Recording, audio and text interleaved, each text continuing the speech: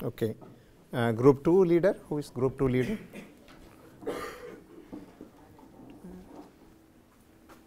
Good morning to everyone. Yesterday we have precipitated the DNA. Later on we have dried it in laminar airflow chamber for half an hour, and then we have dissolved the DNA in a TE buffer, 10:1 ratio.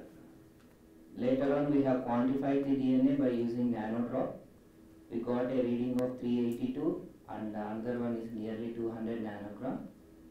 And we got 260/280 ratio of 2. The expected one is 1.6 to 1.8. So we thought there is some contamination with phenol. Then later on we diluted the DNA to 100 nanogram in both the samples. Then we proceeded for PCR by using the cystine RNA. We prepared a sample for PCR for 4 samples. According to the ratio,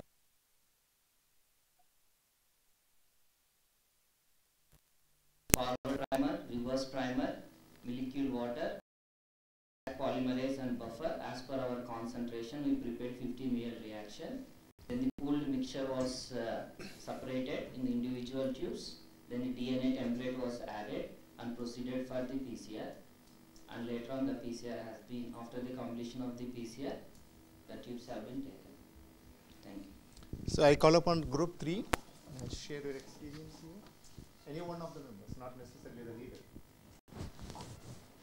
All group 3 people are not around here. What happened to them?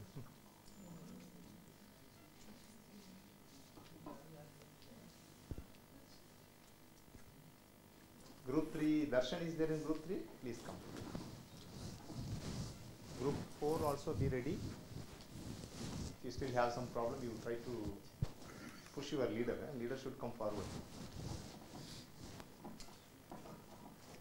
This is a forum. You should not shy away. Good morning to everyone. Actually, first we have done previous work. First we isolated DNA of a previous work. Then we continued. With that, we just precipitated DNA. We have forwarded for the drying under laminar airflow, and after that we kept for half an hour. Then that dried precipitates we have further taken and added ethanol and centrifuged, and then further after centrifugation. So sorry.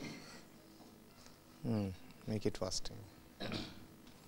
Then quantified by using nanodrop, and then we got reading of about 280 and 320, and but we got 2/60 2/80 ratio of 2.1, so that there will be probable contamination. So then still we further forwarded to this PCR, but we have learned a good procedure for this PCR by and. Let us expect some good result today. Yes, sir. All right. Yeah. Group 4, please.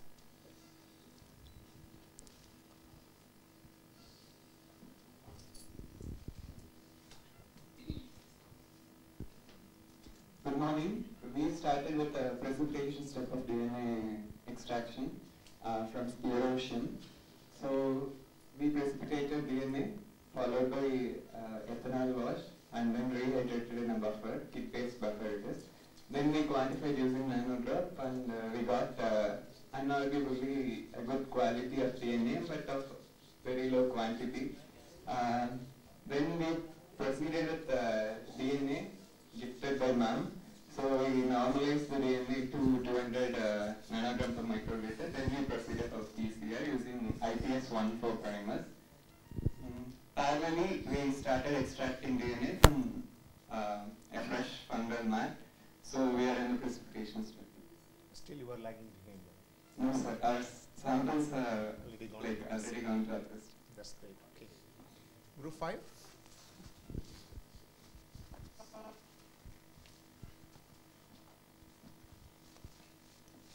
Good morning to all.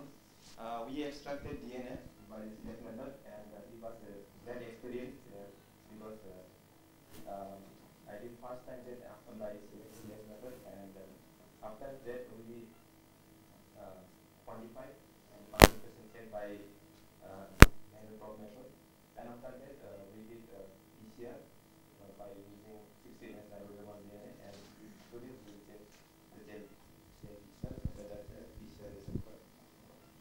So Rubin, you already done the CTAB method before, and now you have experienced the SkillX method. So tell the student that trainees what's you got difference, like how this method is far better with the CTAB method or the CTAB method is still good. What is your opinion on that? Because you have experienced both of method. And my experience, the CDX method is obviously the for we look at the time, it will be time saving. It is very by 3 hours we can finish the experiments. And if we will the CTAB method, it may be time taking. It will take around 7 to 8 hours. So for me, obviously the CDX method is for if you look for the bacteria, CDX method is best compared to the CTAB method. And for fungi, we don't have proper protocols yet for CDX method, so better for fungi if you go by the CTAB method. Okay, thank you, Rubin.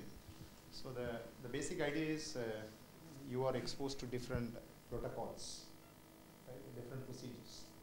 So it was deliberately brought into the practical scheme, starting from laboratories method, the age-old method. The reagents are prepared by you and then by you. So obviously the laboratory-based method is one of the cost-effective method for DNA extraction. Of course, it comes with a price. You have to spend a lot of time. The modern technologies has brought new DNA isolation protocols. So one among the new DNA isolation is a single addition and only one intervention, and you get the DNA. It has got definitely an advantage, no doubt, and it is a little bit pricey. So you have to make a compromise between time and money, and which one is really needed for you, you go with that. And we have a number of other kits also. The one what we used in the laboratory is from Omega, and it has got its own advantage. So the best readings was yesterday what I saw is from the kit one. It was exactly falling into the range of around 1.6 to 1.8. So these kits are very expensive, and it gives you an excellent quality DNA. And quantity wise, the laboratory method is always the best.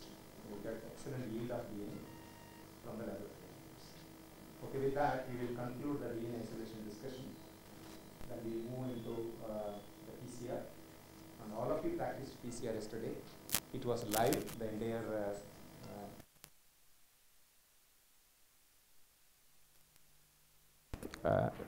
again, it was formally demonstrated to you by one of the staff members, Dr. Neelam, right from the beginning to the end.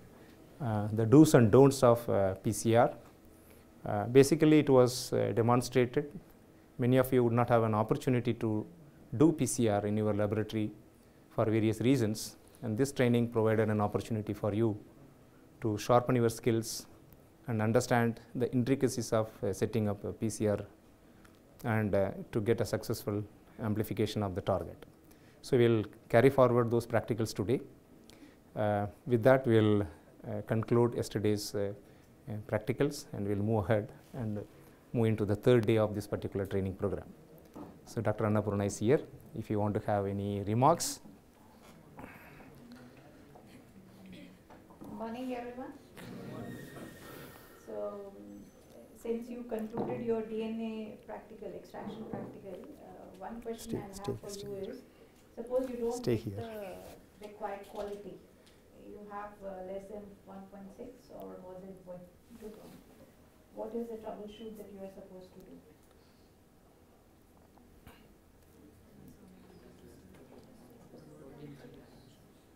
So if it is less than 260, 280 is giving you 1.4, what does it tell you? So how would you remove that? which step you need to? Not bad. Yeah, it was told yesterday. Okay. And also the more than 2? So I think in due course of time we will deliberately give you a sample wherein the ratio is less than 1.6, and then you do go back to that particular step and try to remove your protein contaminant and see whether it comes back into the required ratio or not. Okay? Thank you.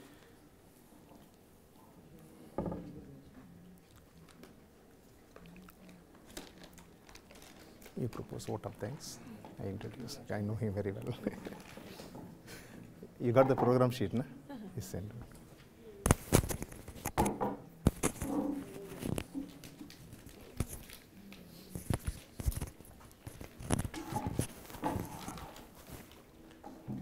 You want to reconnect, huh?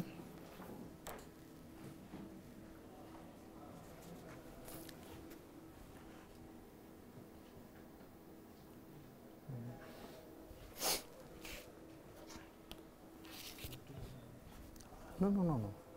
It will be that only. No? That only. No, you want to connect this laptop. That only you have to connect. No? No. This will Direct. This has to connect. Right, okay. Connect directly. Mm-hmm.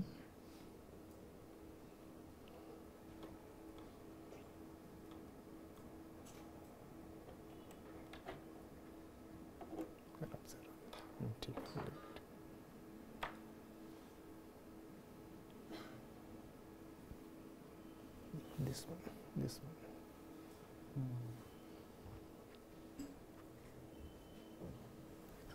No. That only. That only, man. But need so that you see it has 6. This has 3 LAN. It has 2 LAN only. Okay. Do you have HDMI? I have the HDMI as well. I give me HDMI. Yeah, that you bring.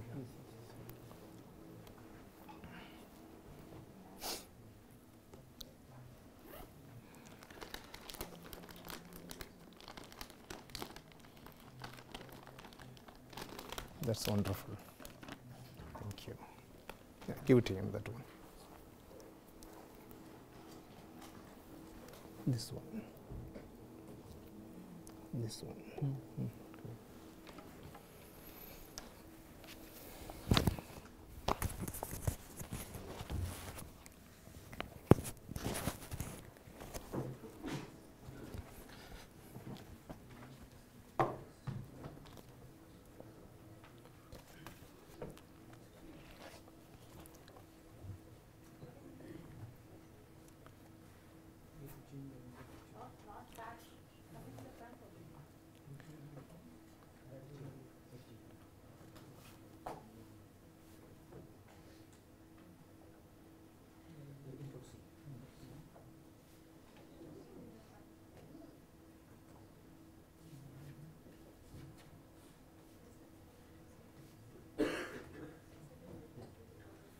No.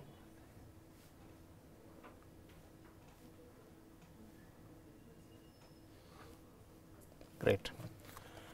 Very good morning to all of you. I am sure all students have already arrived.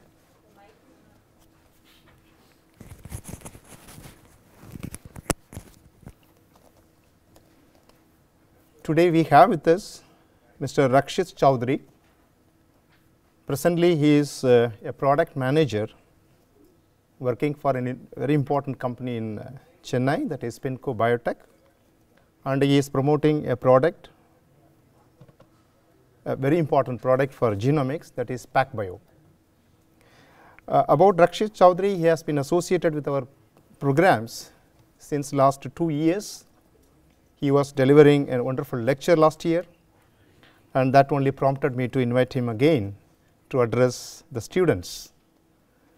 Rakshit Chowdhury is taking care of genomics and bioinformatics wing of Pinco Biotech, and he is having bachelor's degree in technology in computer science, and also additional degree from Institute of Bioinformatics and Applied Biotechnology, IBAB. I guess it is in Bangalore. And he has got 8 years of experience with different products. In particular, the products which is dealing with the genomics, data analysis, and product development also. And prior to his present employment as a product manager in Spinco Biotech, he was associated with 2 other companies in our country. One is Imperial Life Sciences, I think more than 4 years, and he also worked with another company for a very short time, that is Garnet Laboratories, and again in Bangalore. And I was a bit surprised to know that he had a stint of very brief time with the IGIB, that is one of the CSIR institutes in our country, as a senior research fellow.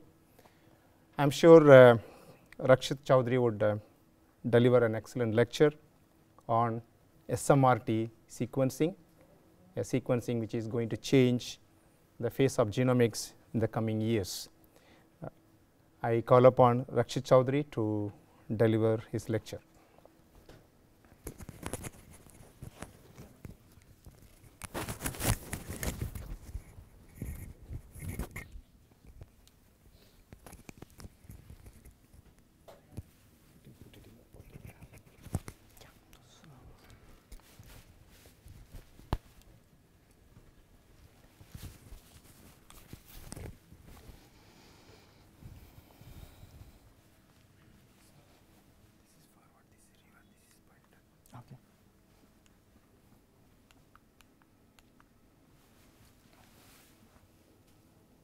Good morning, everyone. Am I audible? Yeah. Thanks, Dr. Kumar, for inviting me again. And this is one of the best structured program for students and research associates I've come across in the country. So I'm more than happy to come here again. And the emphasis here every time has been more towards educating the research professionals rather than what we do generally, that is promote our product. So what I always try and do is start from the very basic. I know you guys have been through this day in, day out, but where I want to start is from the very basic, and that is so imagine you have to read a book, and so for that somebody has to write chapters. To write chapters, somebody has to actually form paragraphs, sentences, words, and to begin with alphabets. So sequencing is something which is almost equivalent to having your ABCDs. So what is actually sequencing? It's just reading your DNA in the form of A, T, G, and C, so that we can put it together in a format where it's understandable, whether it is in terms of genomics or proteomics or any other such functionalities. So the whole idea behind doing sequencing is to later on understand the functionality of that particular genome, how is it working. But for that you would need the basic sequence of that particular organism. So the evolution of sequencing was, it started somewhere roughly in 1977, where people were thinking about the Human Genome Project, and all the Sanger thing came into picture. So this is the evolutionary pipeline of the whole sequencing thing. So major were 1977, then somewhere in 2003 Human Genome Project was completed, double quotes, because I still believe it is not yet fully finished, but because of the chemistry available at that particular time, this was the best possible genome we could get. Later on, Roche pyrosequencer came in, Illumina's sequencer came in, then came single molecule real-time sequencing, which is the long read sequencing. Then we have now a few more of these long read sequences out in the market. So why we need all these different kind of sequences? So what happened was, Sanger is still gold standard if you want to revalidate something, but it's terribly slow, and it's very, very costly if you have to do a big genome.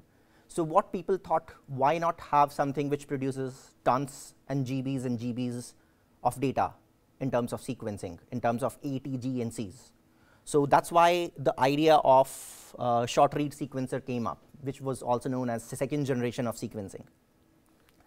When that thing came up, people got a lot of data. People got a lot excited.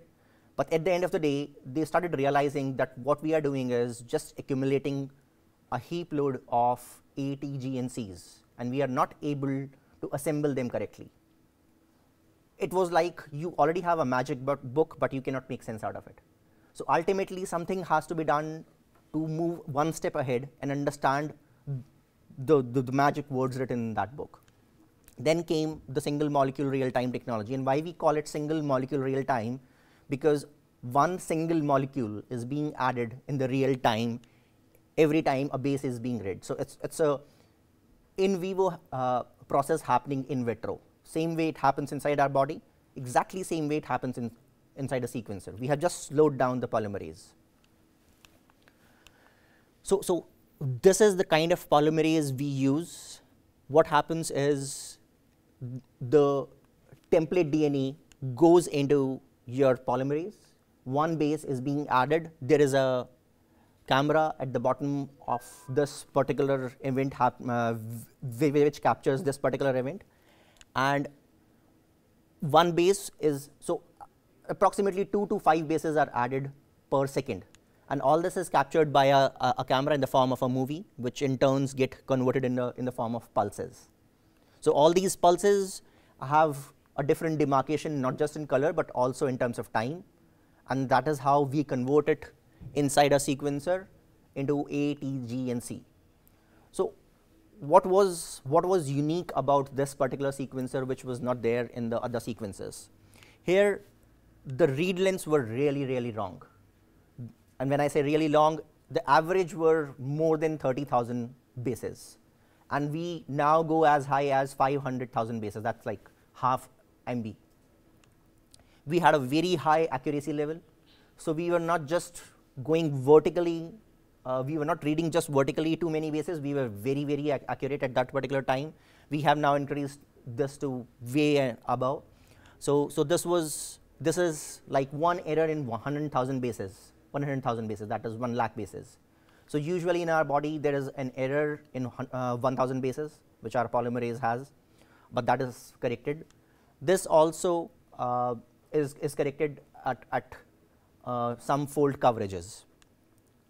Like other sequencing technologies, second generation faced a big issue that whenever you used to do amplification, there was a lot of GC bias, and the way chemistry used to work, again, whenever there used to be a stretch of GC, we were not able to read that particular sequence correctly.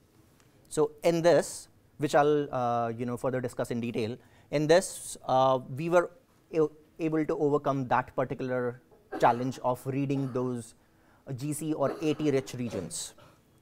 Also, without any additional protocol, we were able to decipher the epigenomic information, 6MA, 4MC, 5MC, and other such DNA modification events without having an additional protocol. So in second generation, what used to happen, we used to have a bisulfide sequencing protocol, which is very tricky, and here we just do the sequencing and we get this additional information. So that was, we never aimed for this, but then we realized we are getting this information because what we have is file in terms of pulses, and we also know how much time one pulse takes. So whenever a pulse used to take a little longer, we recognized those pulses. We got to know what kind of modification is happening, and that is the reason that's why the pulse ratio is now different. So majorly these three things were the things which Pacific Biosciences Smart Sequencer SQL is now covering. So these are two major applications, whole genome and targeted sequencing. Under whole genome, we have genome assembly, we have SNPs, structural variations, transcriptome, base modification, under targeted, we have long amplicon, we have HLA, we have target capture, we have 16S, minor variant, and also we can do multiplexing. Anyone can let me know what multiplexing is? Any idea? So multiplexing is, what we do is, instead of just running one sample at a time, what we do is we run more than one samples in one experiment. So we have barcodes. So you must have seen barcodes everywhere on your, on your garments, on your biscuit packets. So just like that, we have barcodes made out of ATGC.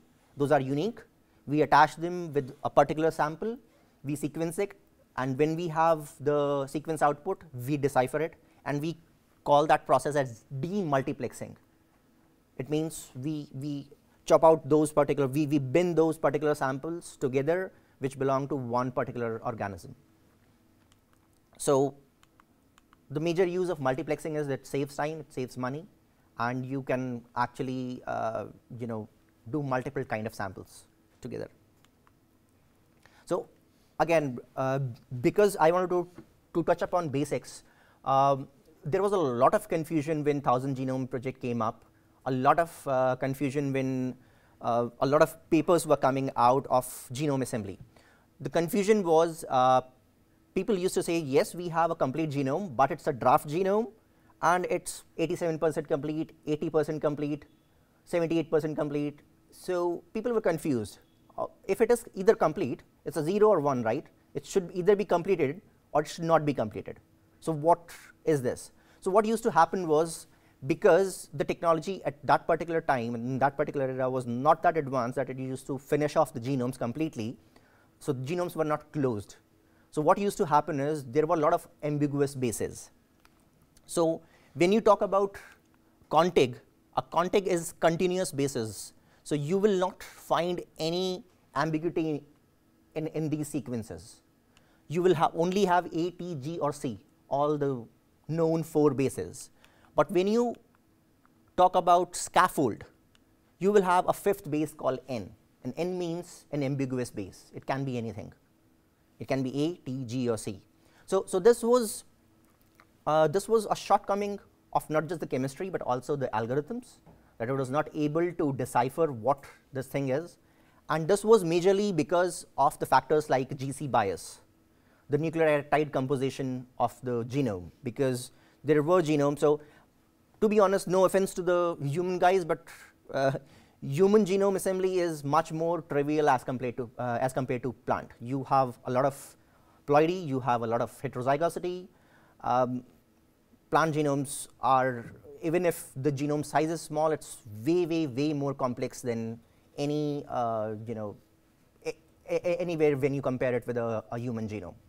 So we used to see a lot of such genomes coming out, especially in plant, where a lot of ambiguous bases were there.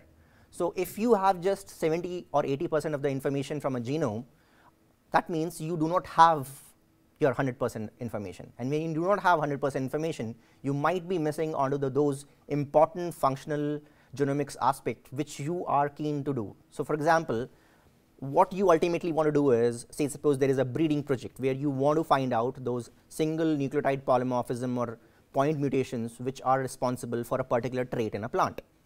But what is happening is, because that particular trait is lying in a genomic region which has a lot of complexity, and when I say complexity, it means it can have a lot of ATs together, it can have a lot of GCs together, or it can have a lot of homopolymers, AAA, TTTTT. So because of the sequencing technology, we were not able to decipher those. And when I say it was not able to decipher those, it was because these regions were in kilobases. And the reading technology which we had, they only used to produce reads of 100 bases, 150 bases, 200 bases. So ultimately, all the burden will be all the algorithm to stitch them together in a line. At the end of the day, algorithm will not know these are coming as in one after the other, or these are same copies of the same sequence. So that's why long read played an important role in pushing those genomes from 77% to 97%, 98%, and to 100%. And especially when we talk about pathogens and microbes, because the size is smaller as compared to bigger organism, plants as such, it became very easy to close these. We were able to see in one single contact the whole microbial assembly in a circular format. Also, in addition to that, a beautiful plasmid. So, most of the time when second generation was in play, people were struggling with plasmids because they are highly repetitive and they are roughly 10 to 14 kb long on an average. So, what used to happen was the reads were really low, the read size 100 bases, 200 bases, Roche had 800 bases technology, but it was not enough to assemble a whole plasmid and it was repetitive. When long read came in, we used to get 15 kb, 20 kb, 30 kb. Now, in fact, we have 50 kb also. So, in one single read, you could assemble the whole plasmid genome. So, that is why the role of long read technology became very important in assembly process. Hence, for you guys to move forward and do the functional genomics over it, because now you have a complete information. So, that is what long read technology introduced. They said, no, we will not deal in the form of scaffolds because we are not going to introduce any ambiguous bases. We are only going to introduce contexts which are continuous sequences. So, whenever there is a publication out there from long read technology, most of the people only report number of contexts. They do not say scaffold, because scaffolds have ambiguous bases and contexts have continuous bases. So, this is essentially what I just told you, that there are gaps, there are a lot of missing microsatellites, there are holes in the sequencing. So, because of that, you do not have complete information. Another problem with short read technology, and in fact with some other long read technologies, is they have systematic error. So, what is a systematic error? So, every sequencing technology has an error profile in it. So, what kind of error profile was there which we were training our algorithms to error correct? So, what used to happen was, say suppose there are like 13, 14 reads here. So, 13 times the same sequence of genome have been read by sequencer. Now, this comes to the algorithm part, and algorithm is trying to make a consensus out of it. So, what is happening is, most of the time the sequencing technology, instead of a T, it has read a G because of the limitation of the chemistry. It has read a G. So, every time, no matter how many times you read it, it will read it as G only. So, ultimately the consensus which you will have will be a G. Similarly, here also, where it was supposed to read it as G, it has C. So, algorithm will just align them together, check what are the maximum number of bases supporting one particular kind of base, and it will report it as C. Imagine this particular mutation, or this particular nucleotide is part of that particular function which is responsible for a trait. Your very basis is wrong now. So, this kind of thing we were seeing a lot when we were doing short read sequencing. So first of all, is the concept of systematic error understood? Everyone? Yeah. No, okay. So what is happening is, say suppose you read the sequence one time in your sequencer, and it says ATGGCCC, and it has introduced an error of G instead of T. So, originally there was supposed to be a T, but it has introduced a G. This is common with every sequencer. They do introduce these kind of errors because it's not a original process. It's an artificial process, right? So, problem with these sequencers is, no matter how many times you read it, most of the times it will introduce the same kind of error at the same particular position. So, say suppose this is chromosome number 1 and this is position number 6, 8, 10, 11, 12th. So, every time when you will read chromosome 1 in the sequencer, at 12th position it will introduce a G instead of a T. So, this kind of error is called systematic error because it has a system, it is following a system. Okay. So, when people used to say that we can resolve these errors at 80-fold coverage, 100 fold coverage. By fold coverage, what they meant was we will read the same part of the genome 80 times or 100 times in the sequencer, so that there is no error in it. But unfortunately, because the type was systematic, every single time whenever they used to read it, most of the time 80 to 90%, it was the same type of error. So that's why systematic error led to the point where people understood that no matter how many fold coverages you go, you'll not be able to resolve those particular errors. Is it now a little better? Anybody else? I can explain it again. Yeah. Sir, actually, cause of this error is sequencer itself or some reaction component? So it has a lot of things to do with your sequence, first of all, your library preparation, but majorly it is sequencer. The way the chemistry is, the way it is not able to decipher a particular base at a particular position. If it is not been able to do it once, there is a more than 80% chance that no matter how many times you read it, it will not be able to decipher it correctly. So if the polymerase in that particular genomic sequence has added a wrong base one time, there is a good chance even if you read it 100 times, 80 times it will not read it correctly.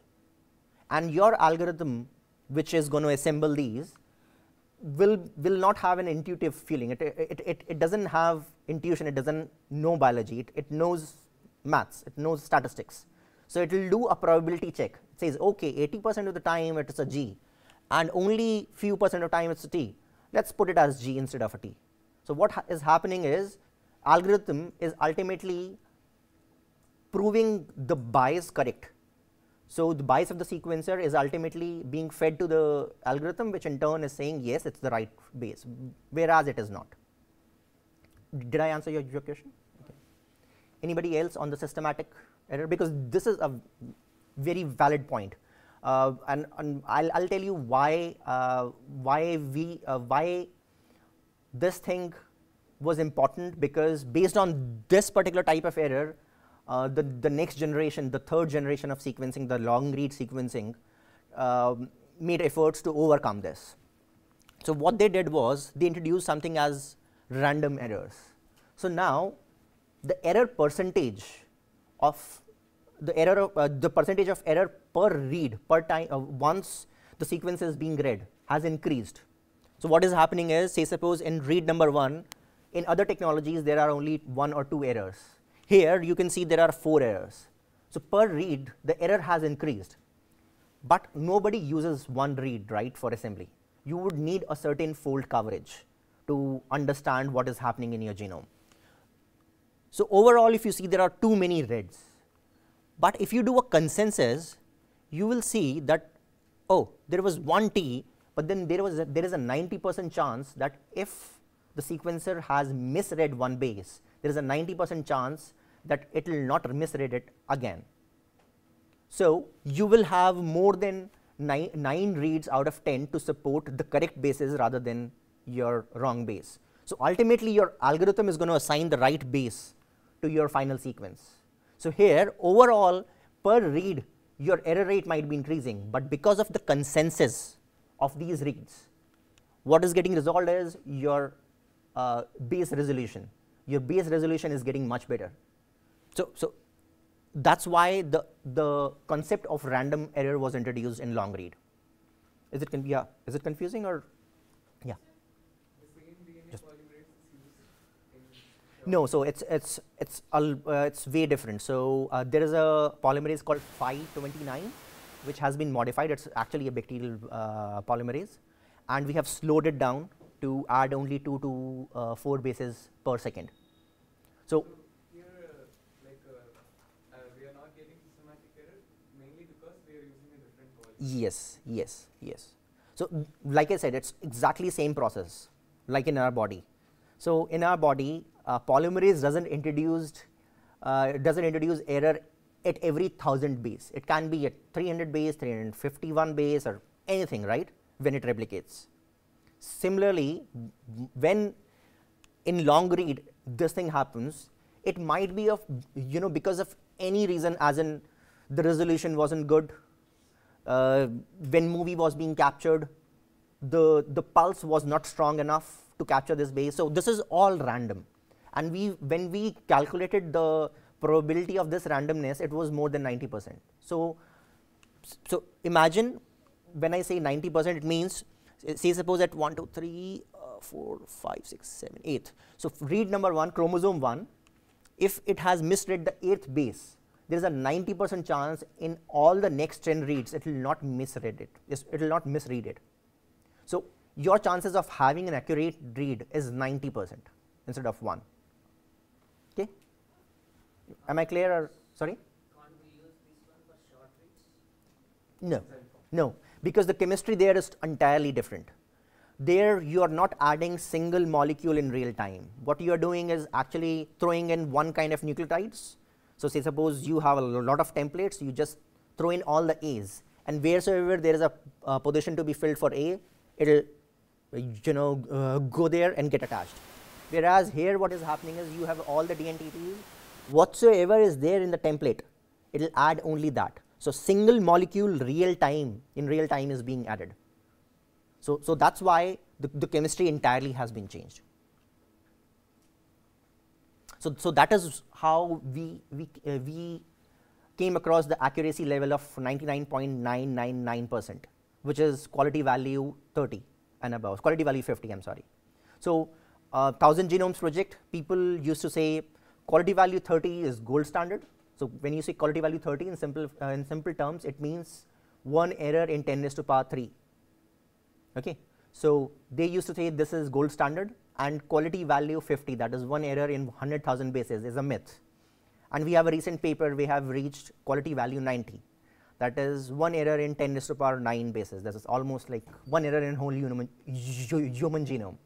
So with the technology evolving so much, we needed to keep ourselves up to the pace so that we can resolve these biological challenges, not just in quantitative but also qualitative way.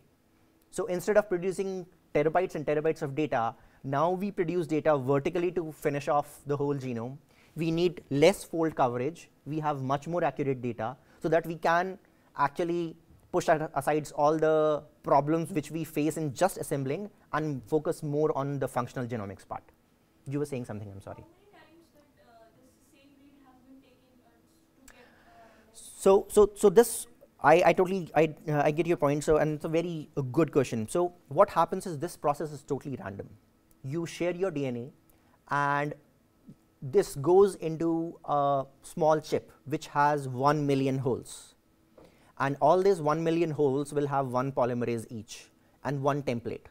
So you do not know which part of DNA has been read how many times, and that's why there is a concept of doing multiple fold coverage, so that we make sure that most of the genome is being read so many number of times. So all the sequences are being read so many number of times.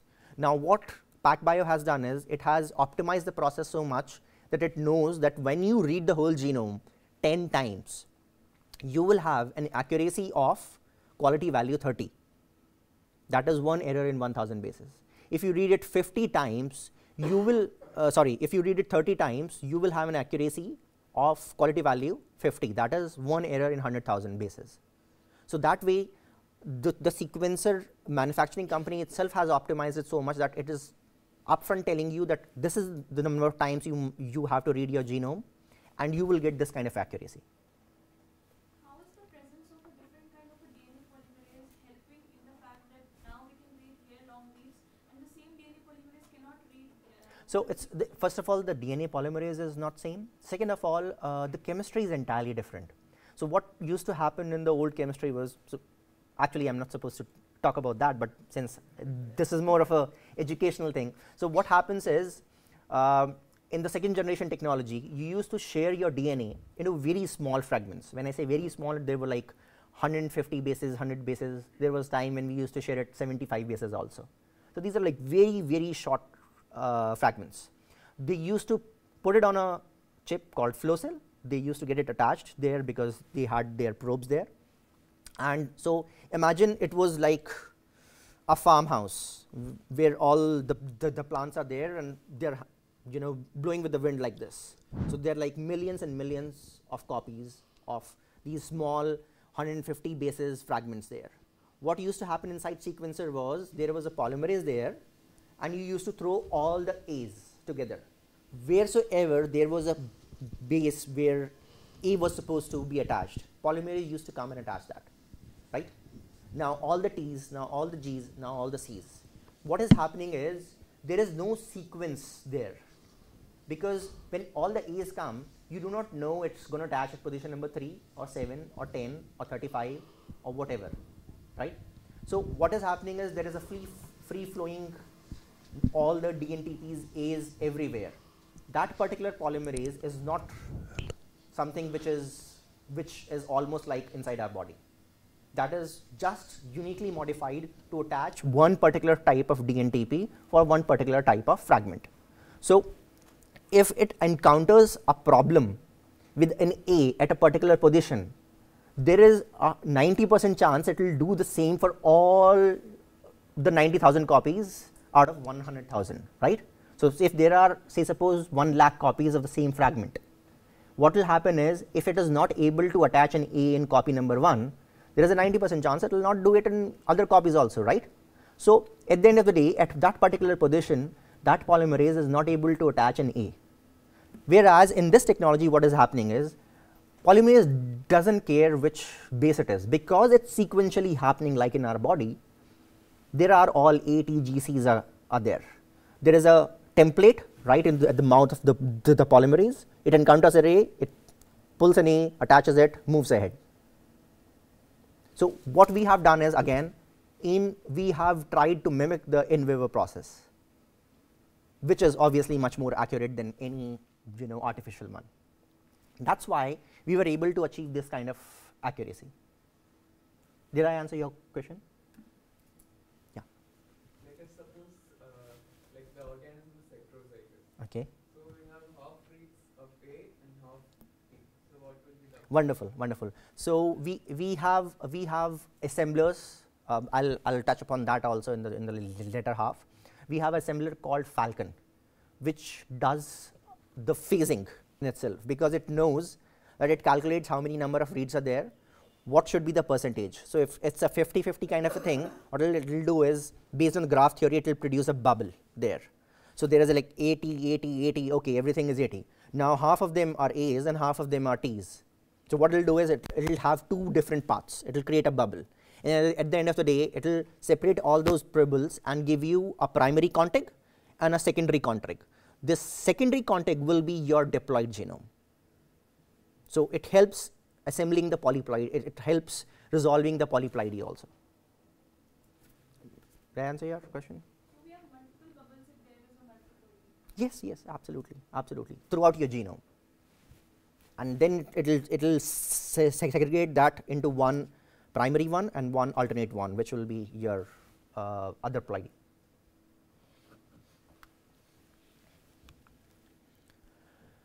So ultimately what you have after a particular fold coverage is almost no errors. I'll not say 0 errors, almost no errors. So you do have a chance of having errors if you have just 10-fold coverage, which is like 1 error in 1,000 bases. But if you increase the fold coverage, you can remove those.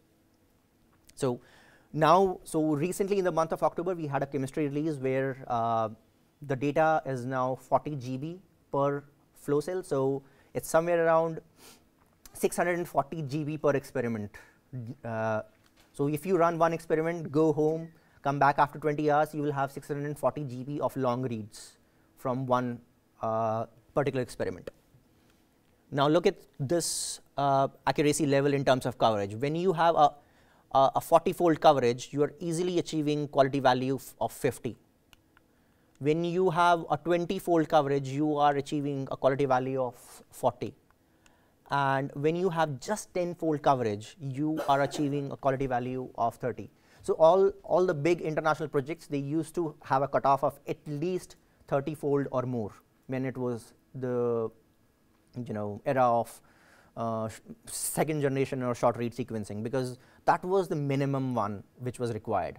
Though they were supposed to be much more accurate reads, because per read the accuracy level was somewhere around 95 to 96%. But ultimately those 4%, last 4% were never resolved. And this is typically how a read lane distribution looks like. So you have half of your reads more than 190 KB, top 5% is more than 200 KB, and you have almost 500 KB and above reads, few of those. So imagine if you have a bacteria of say suppose 5 MB, your 10 reads will be more than enough, 10 these long reads will be more than enough. So the amount of time and amount of computation power you will save while assembling this is huge. So the turnaround time at the end of the day when you assemble these tricky microbes and pathogens, it becomes really, really important, because now you are not you're not banging your head with your algorithms with different kind of parameters because your reads are short. Also, you are not worried about what kind of nucleotide percentage is there, content is there in your sequence. Most of these microbes have a very high GC percentage. Whenever you encounter such a percentage, there are a ton of papers who say that second generation sequencing is biased towards GC percentage. So this is our 1 MB and above club. We have sequenced all these plant and animal genomes which have a single contig of more than 1 MB. So having a contig of 1 MB and above, is people appreciate that there were contigs. So not just the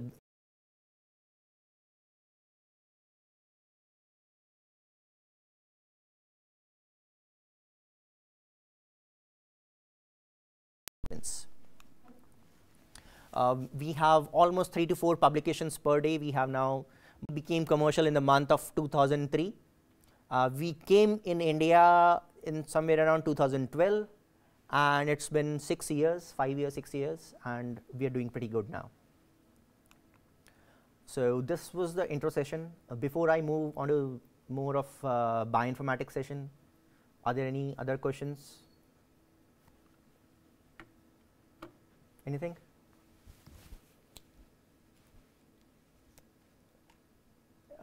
Is it too clear, or is it all going over the top?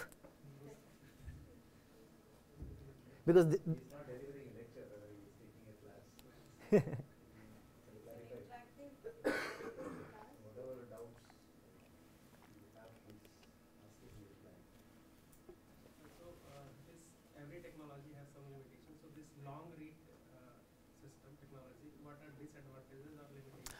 So again, this is a very good question, and because again I am not here as a product manager, I'm more here as a one of you guys.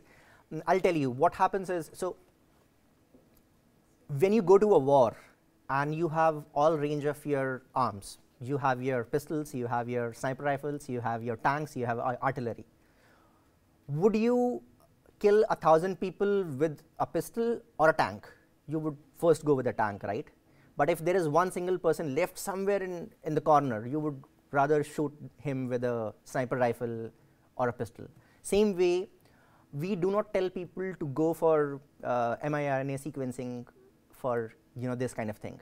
Or if you have a very small region, targeted region, where the base of interest is somewhere around 100 bases, 150 bases, it will be overkilling, right? Why would you produce a read of 30 KB and 640 GB of data when you are interested only in 100 and 150 bases?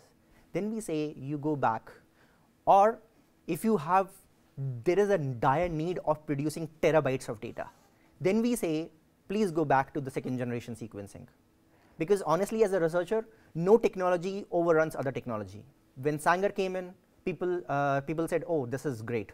When second generation came in, people said it's end of Sanger sequencing, still gold standard. When second generation became the boom, everybody said it's end of microarray. People still use microarray for validating because it's one of the best orthogonal technologies to validate things. So no technology kills nobody's space. There is enough scientific problems to use every kind of technology.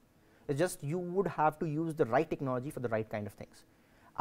that's why my main focus of telling you guys is genome assembly, because that is one area where PacBio fits beautifully. But if you say you have to, say suppose, do a resequencing of one kind of plant and you have like 100 strains, I would say please go back to second generation, because financially in terms of expense it will kill you. It will be overkilling of cost. So there are things which you can do with PacBio and there are things which you can't do with it. I hope I have answered your question. And don't speak outside that I have said this. But you have beautifully put it in a way that it didn't come across as if you are not saying PacBio is not good. Thank you very much. I'll just change my slides.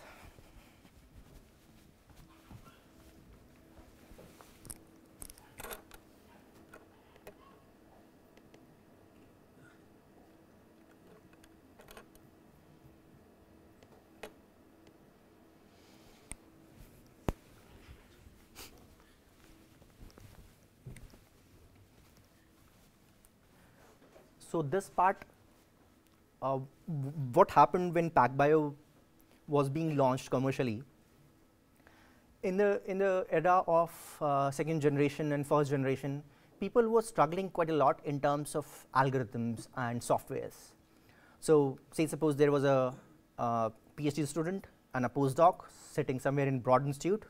He came, he finished his postdoc, gave a, designed a wonderful tool, put it on website.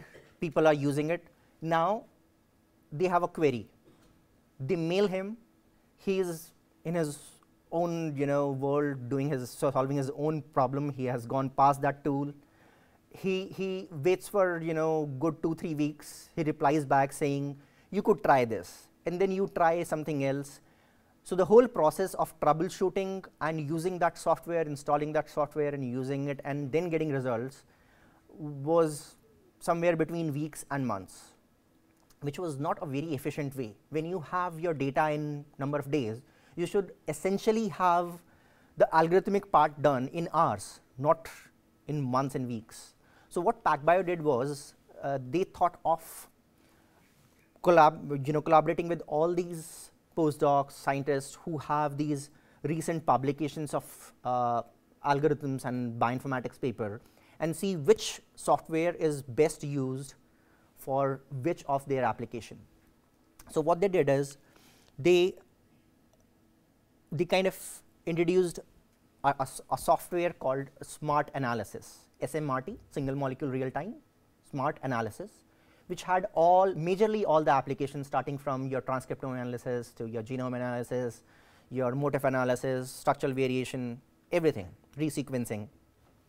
And the idea behind that was, if you are providing with a sequencer, you should also provide with at least some level of software that the biologist who is doing that experiment should not get stuck and should not wait for some biostatistician or bioinformatician sitting at the other end of the globe, mailing you, just telling you what to do without having any idea about what kind of data you are handling. So what they did was they created this software, they put it on web free of cost.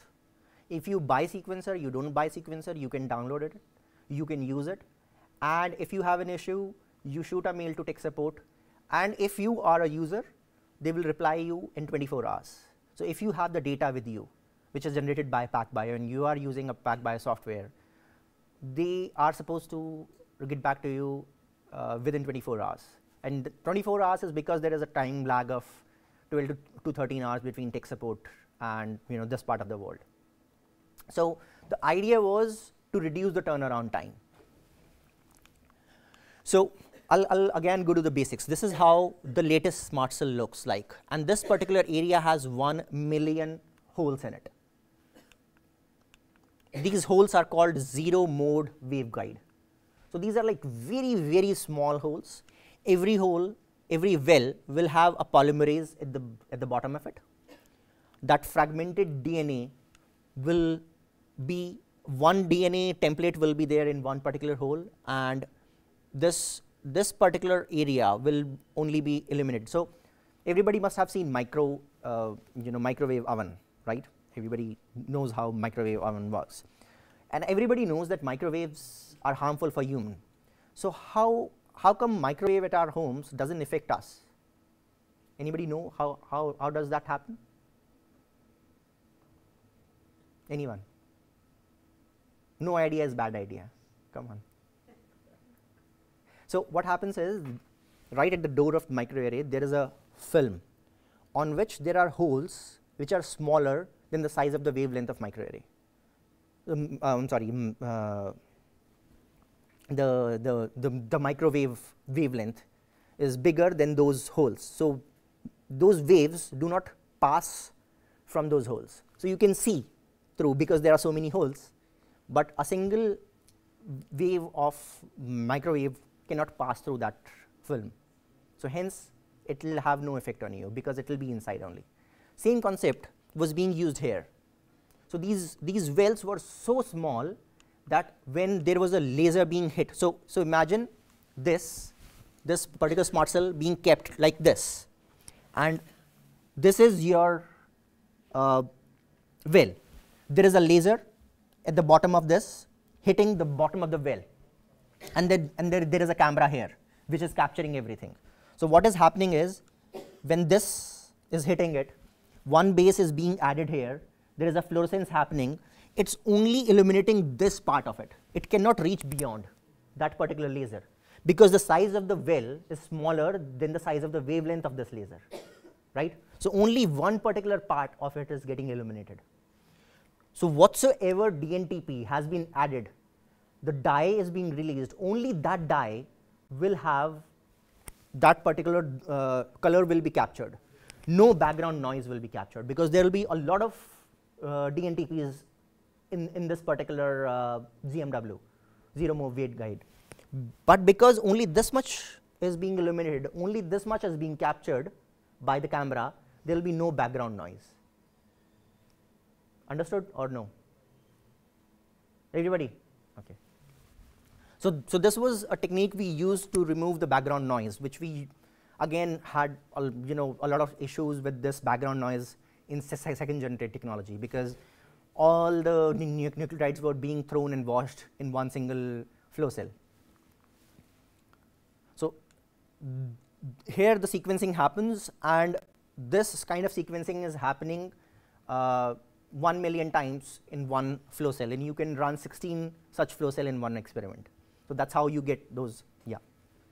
Sir, we are not sending a single base at a time. No, you are not sending a single base at a time. Yes. Means there will be A's, T's, C's, and G's. Yes. Okay, which will be the corresponding base. That base will be adding. Yeah. When that base adds, then it will emit some kind of signal. Yes. That signal will be detected. Yes. Surrounding to it, there will be some other bases. Yes. So like C's, T's, and G's. Yes. Yes. Absolutely. Then why can't you are saying that only one base will come? The surrounding by it also some other bases will be there. Very good question. So what happens is those surrounding bases will not get illuminated. Why? Because the dye only works when it breaks off, and it will only break off when it is being added by polymerase. So only that particular dye will illuminate, which is the particular base which has been added to the sequence. So no matter, so because of the small size, again there will be not too many of them. Most of them will be vertically there, right? There will be few, but those ones will not get illuminated. Then if that is the case, why should we limit to that zone only? Make we go to upper? Because this process is very, very fast, right? So why? So remember, I told you that we had to slow down the polymerase because there is no camera in the world which can capture 5 to 10 bases being added per second. So we had slowed down, but also even with that, you still have 3 to 4 bases being added per second. So that the camera doesn't overlaps it so much that the algorithm should not be able to decipher which pulse is coming from which base. So that's why we are doing this. Also, other reason is this being so small is so that only one template goes inside this. So imagine if there are many templates inside this, and many of these polymerase are reading many of these bases. What will happen is camera an algorithm and movie will get confused saying there are too many signals coming from the vein, same well. But the whole idea is that if the well is small, there will be less background noise and there will be only one template in one particular ZMW.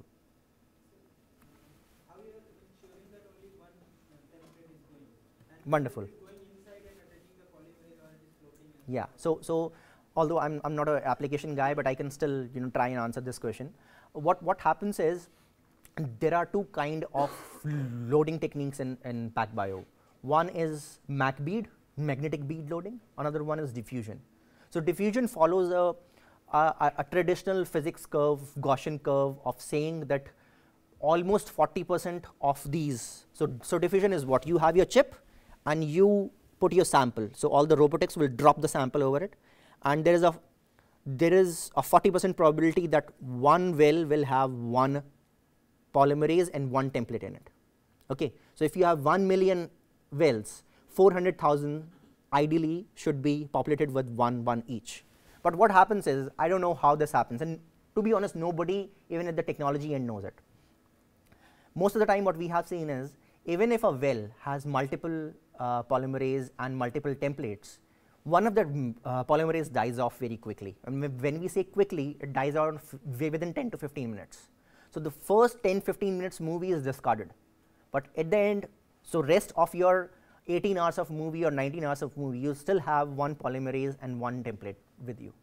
So it seems there is a phenomena which is not known, that if you put two polymerases together in a very enclosed space, one of them will die off. I mean these particular ones. Yeah. You have said that per set of 4 nucleotides have been added. Approximately. So it's yeah. If the oligonucleotide contains 4 A's or 4 G's, that is 4 of the same nucleotide, how it can be read by the? So again, because it's an in vivo process, right? It's a single molecule being added in real time. It doesn't matter.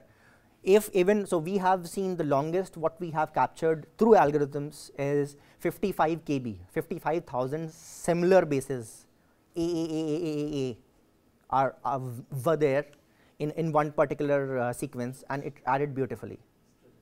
The whole stretch itself, thank you, the whole stretch itself was homopolymorphic, and it had no issue, because it is not, so all these nucleotides are not dictating what is going to be added. This particular template is dictating polymerase what should be added, right? So if there is a complementary T, it will add an A, right? It will not be like, oh, there are too many A's in here, let's keep on adding A here. So it's because of that process. So it is more driven by the template, your input template, your genomic DNA. How do you ensure the accuracy of any sequence? Like suppose I'm using your technology and I want to be ensured that the sequence what I have been provided is completely accurate. So how do you ensure this thing that? So that is where the first part of my talk, the consensus accuracy.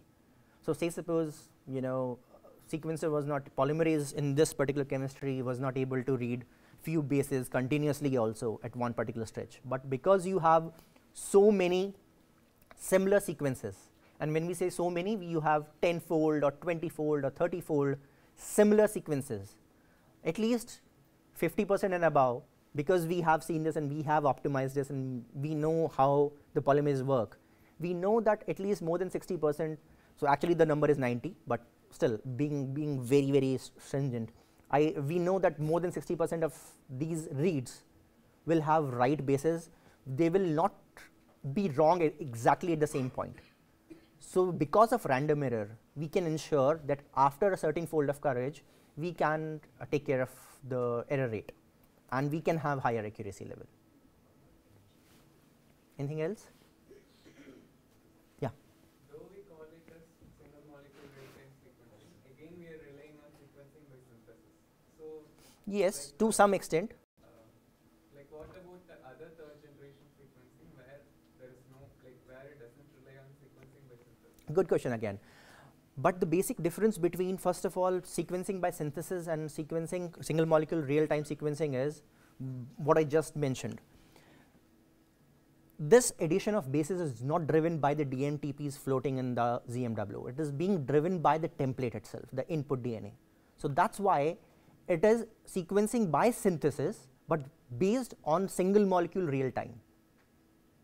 Okay, so it's not like that you are pushing your polymerase to add one particular type of DNTPs across all the templates, right? When you talk about other long read technologies, what is happening is they have nanopore. So Oxford nanopore technology is the other long read sequencing technology. Problem again there is they have sequential error.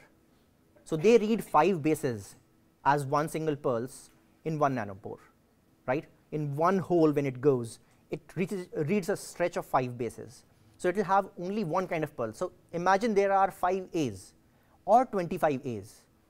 Algorithm, the base calling algorithm will be confused. Oh, was it 5 A's or is the pulse being repeated?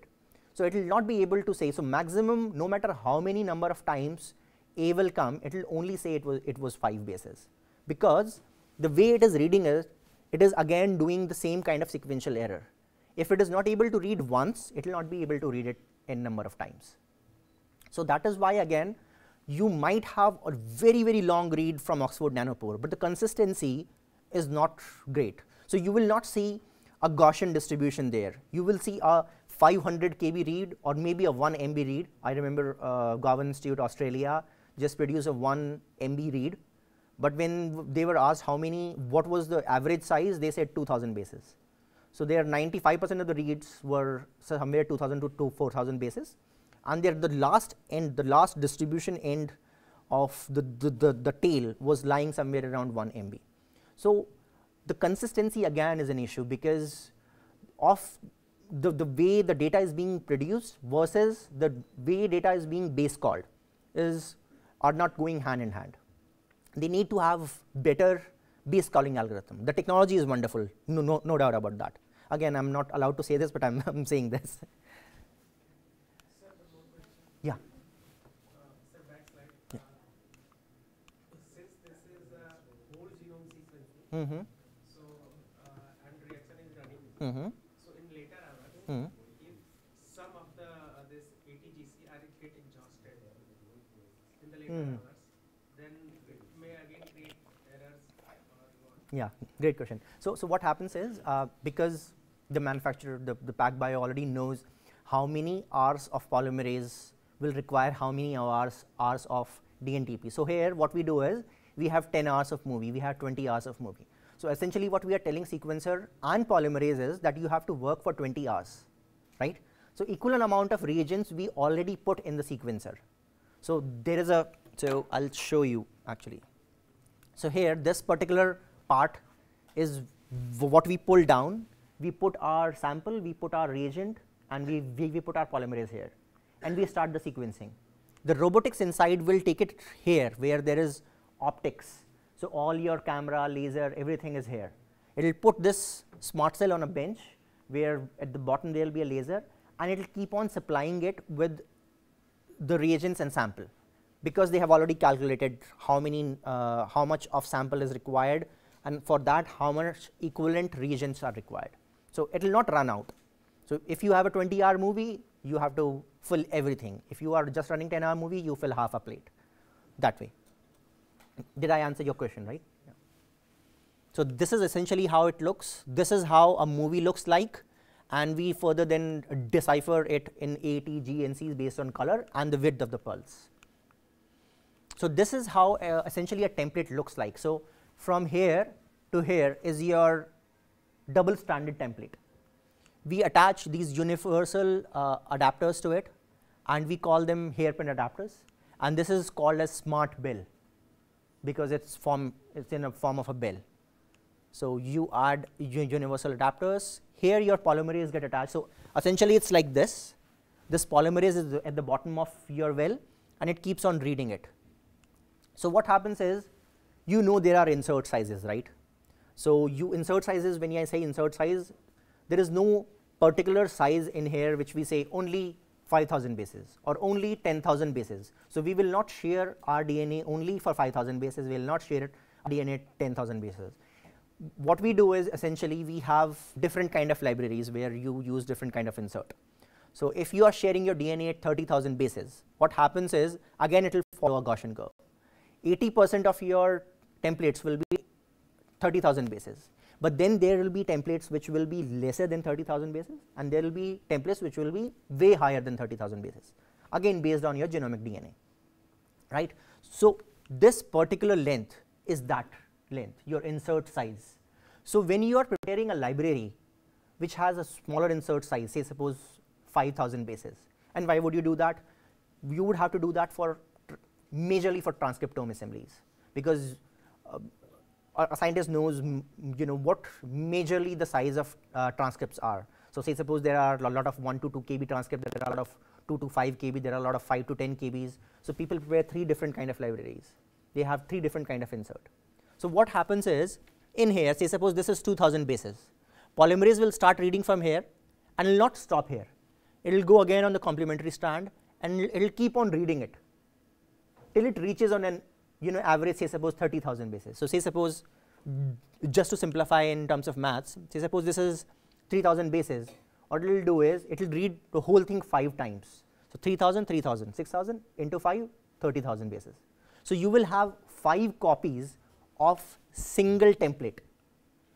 So what is happening is, from the single well, you are not just getting 1 copy, you are already getting 5-fold coverage. And in turn, because you have multiple copies of this insert across SMART cell, you are getting 10-fold more. So essentially what you are getting is 50-fold for a shorter insert. So like I suggested, you should not do few hundred bases, but if you want to do shorter library, not essentially 30 KB or 50 KB or something like that, you can do it, because the accuracy of the raw data will increase even further. So you would not need to spend more reagent and more amount on running more fold coverage. Even with the lesser fold coverage, you will reach a higher accuracy level. So when you have the smaller inserts, we call it circular consensus sequencing, because this polymerase goes in circular format and it gives you a sequence after doing consensus. So these sequences are much more accurate than the normal long reads.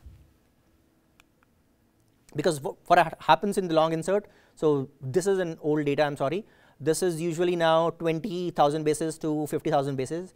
So what happens, because the average read length is somewhere around 30,000 bases, polymerase starts from here and say suppose it dies out here. There are some cases where it goes to the other side or dies out here.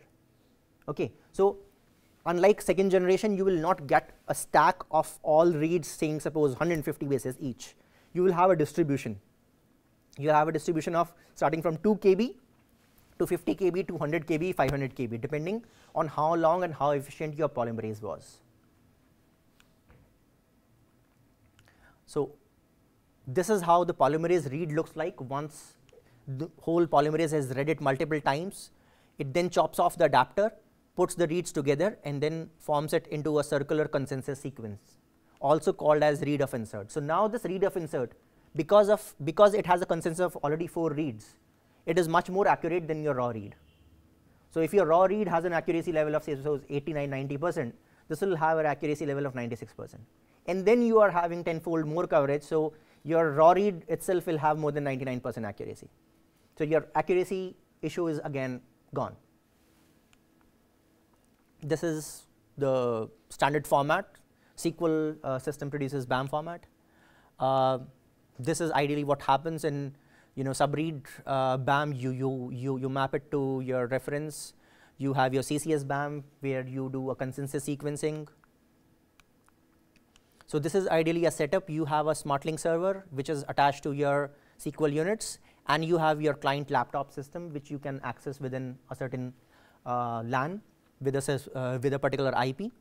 This is how it looks. You have everything in one particular software now. You can set up sample, you can run it from that particular thing. You need not to even go near your instrument. Only the lab technician will need to load the data, load the samples, I'm sorry. You can do your run QC from anywhere. You can do your data management. You can do your smart analysis. So smart analysis is the part which has all the secondary analysis applications and pipelines in it. So this smart analysis is made up of 33 different kind of softwares, which in turn are combination of 106 different kind of submodules. So you have a full pipeline. What you need to do is import the data with the help of GUI. You need not even do command line. You just open your system, open SmartLink, import the data, run your algorithm, say suppose genome assembly. You need not improvise on the parameters. You only have to give your genome length and run it. Next 14-15 hours, it will give you an assembly. So usually, in fact, for a microbial assembly of a standard size 5 to 10 MB, it will not take more than 2 hours. So it's the turnaround time again is very fast. So again, the software is freely available. You just have to give your email ID and your name, and the link will be sent to your email ID. You download it, and you have different things in it. So like I said, sample setup, run design, run QC, data management to actually. So say suppose on one particular instrument there are 2-3 PIs and 2-3 labs working on it. So you can have different projects with different authorization levels for different people. For example, you will have an authorization level for lab technician, you have a different authorization level for PI, you will have a different authorization level for bioinformatician. So this is how it looks. If you have to do a new analysis, this is the page where you go to. You have all your real-time things, as in how many jobs were there, how many are running, how many are successful, how many were terminated. So essentially the idea is a lot of work has been there. There is a development team of 120 people sitting back at Silicon Valley, San Francisco, who are developing this and improving this day and night, and every 6 months there is an upgrade version coming off, again which is free of cost. Why they are doing this is so that the turnaround time of the experimental biologist goes down, and you guys jump directly onto your functional genomics. You don't have to struggle with the statistical parameters of how many k-mers, how many contigs, what should be my seed size, what should be my input size. All those things, you should be able to get your data within few days, and then you should start jumping and playing around with your functional genomics. How many number of genes were there, what parts were there, where they lie, what is the content of those genes, all those kind of things. So I'm going to rush through it. Please let me know if you really want to go into detail. You have a help page where everything is documented. You have your data management thing where you can select your BAM data. So RS2 is the older version of the sequencer, which was really big and it was pretty expensive as well. You have a live search bar. You have your drop down menu for the attributes, what attributes you want to see, ID, run name, experiment name, path, and different types of things. This is how everything looks like. You can view or import your sequence data on a different server also. So if one server is there just to collect the sequence data, you can run it on a totally different SmartLink server. You have different type of your import files, your raw data for RS2, reference genome, barcode sets, GMAP references. You can import them from the direct server or your local file system. You can name it, save it, and add whatsoever smart cell data you want to put it in. You can export it also once your experiment is done. So say suppose you have a collaborator sitting somewhere in Europe. You export the whole data, put it in a zip format, and upload it on cloud for your European counterpart so that he or she can analyze it. This is ideally how a run report looks like. So it will give you all the details, how many subreads were there, what is the total length of your genome, which was sequenced, what sample name it was there, where is it stored, a number of things again. So it is very, very detailed for a person who really want to get into it. And for a person who just want to run basic things, it's very user friendly because it's simple GUI, click. You also get your, how many polymerase reads were there, how many consensus reads were there, what is the mean length of your subreads, all those kind of things. So this is what we have achieved. So why I keep showing these kind of upgrades is not because, so essentially it is because we are also trying to say that our technology is improving, but also saying that not just we are not just improving from second generation to third generation. We are having different version in third generation. We are learning from our mistakes. We are having an updates every 6 months, not just on the software side, but also on the chemistry side, so that we can give you more data, but relevant data. So you can see it has improved. So if you see this stats, it has improved almost twice, and we are coming up with another smart cell which will have, instead of 1 million ZNWs, it will have 8 million. So this amount of data will go, per smart cell will go somewhere around 240 GB. So you will have 1 terabyte of data out of each experiment. So there were few of the updates on the algorithmic side. We are continuously working on it. We now have structural variation calling algorithm. We have ISOSEQ3. So ISOSEQ3 is nothing but your transcriptome assembly pipeline. And now this one is way faster. So the ISOSEQ 1 and 2 used to take somewhere around 14 hours to 14 days, depending on your size of your genome. But now this ISOSEQ 3 is 8 times. It takes 8 times less. So the turnaround time is 1/8 of the old one. So if it used to take 24 hours, now it's going to be really, really simple. It's just going to take 3 hours. So we have resolution of almost equivalent to 20 base pair or above for any kind of structural variation. For SNP, we have a different algorithm, but for structural variation, we have very high resolution level on the level of breakpoints also. Dr. Kumar, I think I'm running a little late, right? Yeah. So this is our pipeline for SmartLink 6.0 for structural variation. We specially developed this one because of the fact that there was a lot of demand globally. So we have our preference list where we ask all the user what do they want to see next in our software, and whatsoever gets maximum number of votes is on the top of our preference list, and we try and develop those tools. Same thing again. This is what the comparison between ISOSEQ 1 and 3 is. This is the tool which I was talking about, the deployed assembly tool, which can phase the data into 2 different things. Now we have, so this tool used to take 3 to 4 days for a 1 GB genome. Now it's taking 12 to 14 hours. Again, it has the turnaround time has gone really fast. There are other 25 such features which I would not go in detail unless and until you have had a hands-on. These are the applications in detail. So you click one of the application, you start using it here. This is how you set your analysis. So if you do a drop down of this, you will see all the different 13 application and 16 sub applications. Only these parameters are already optimized for you from the headquarters. They have already done all kind of things. Unless and until you have a really extreme sample, you would not need to play around with this thing. If you want to play around with this thing, you have a list of documents right in your software itself to make you understand what should you do to play around with these things. Here you give your advanced parameters. You can have your customized job names and everything. This I'll skip.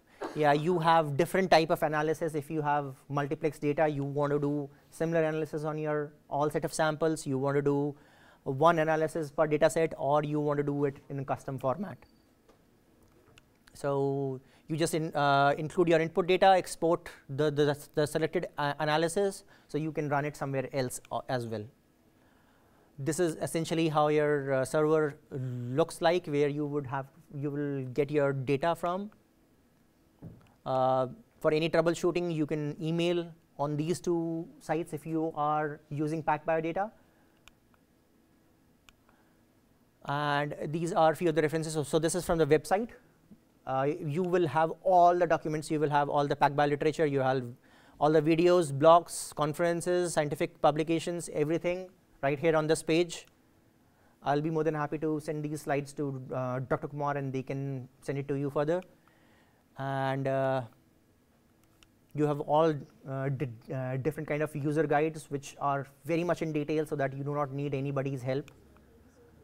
You can download the software, and you have a quick click on guides also. Any questions? I'm sorry I took 20 more minutes. Yeah. Yeah. Any questions? In fact, they asked a lot of questions when you were making the presentation. Yeah, and I'm actually happy about it, so that So if you have some more clarifications about SMRT technology, you can clarify with Rakshit to answer all the questions. Rakshit, how about its cost? Cost of genome, so sir, for genome sequencing for whole genome for MB, or how do you so that? so we provide instrument first of all. So if you have an in-house instrument, and if you have, say, suppose a genome of 1 GB, for example, or let's take, because it's a microbial thing, let's take an example of a microbe. Say suppose you have a 5 MB microbe, and you want to finish off your microbe in one config in a circular format with your plasmid. So you can run somewhere around 96 such samples in, if you have instrument in-house, in $2,500. So for microbes, it's becoming very, very cheap. For 5 MB size. You can go as high as 30 MB because the data amount is now 40 GB. So roughly 100 samples would be somewhere around, if your size is 5 MB, it will be somewhere around 500 MB, right? Yeah, 500 MB. So 500 MB, if you divide 40 GB by 500 MB, you will have still 200x coverage, which is way more than required, right? So what we suggest you is 50-fold coverage. So I'm saying 96 because people actually are doing 384 samples also for the smart cell, but to start with, for a new person, we always recommend 96 to go with. So we have barcodes for 96 multiplexing. So if you do 384, then obviously the cost is going to reduce by 1/4. Yeah. Sir, yeah. Sir, anybody would aim for getting maximum inference from the data whatever you are giving. So are you giving some technical support or training for teaching these your softwares? So how to get maximum of the data? So what we have is, for example, I showed you this. So if you just go to the PacBio website, you will have all the videos here, where you will not have videos for all of SmartLink. You will have application-specific videos. So suppose you only want to do genome sequencing. You will have a video of a person telling you what parameters, what do they mean, what you have to do. You can also download the documentation guide from SmartLink, and that particular guide you can refer personally, and you can watch the video. You can download this video. Even if still you have problems, you can write to tech support here. I'm sorry, just 1 second.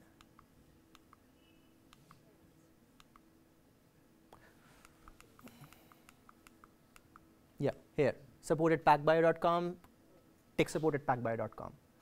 So even after going through all these videos, which I am pretty sure, because they are very elaborate, there are 1.5 hours video for bigger application and half an hour videos for a smaller application, and all of them are freely available. There is no need for you to be a high-end user or somebody like that.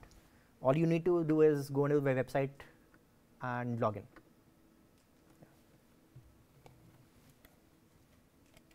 Okay, with that we will conclude the first lecture scheduled for today. Let us have a big hand to Rakshit.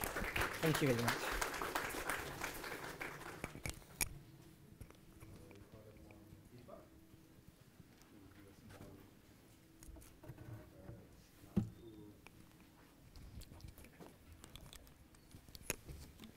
Please come.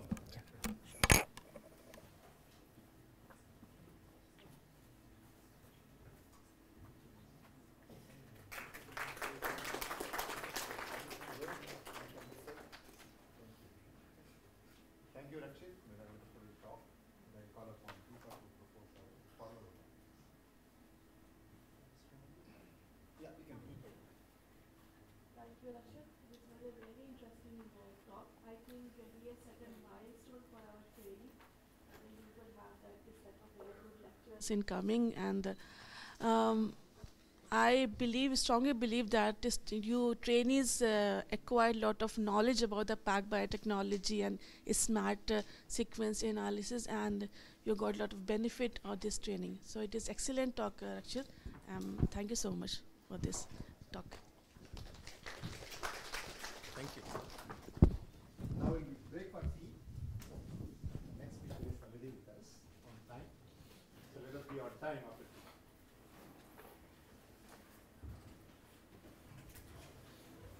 So we'll be here by 11:30.